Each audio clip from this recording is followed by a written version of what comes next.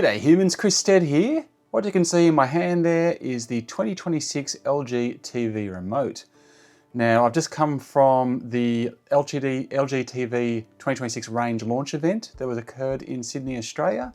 So definitely keep an eye on the channel and subscribe. I'm going to be putting up a lot of comparison videos between the different models that have been released in 2026.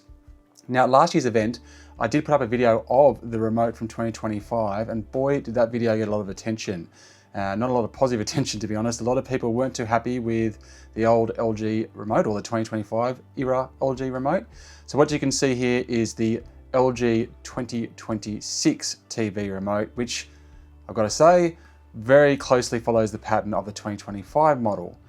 Now I will show you last year's model as well, so you can see that now, and just for a quick comparison.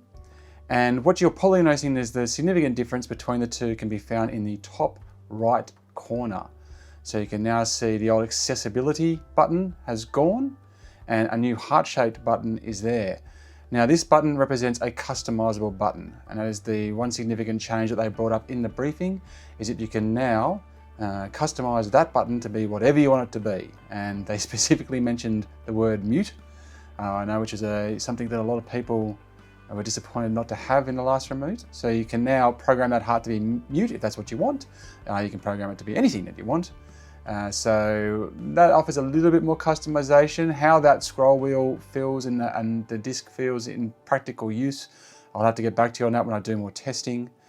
And obviously people who still want number pads and things like that are going to be disappointed. It definitely hasn't gone back to the kind of old wand shaped.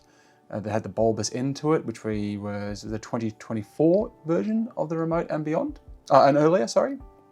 So anyway, there you go guys, that's what it looks like. Be sure to let me know your thoughts in the comments below. I'm sure you've got some.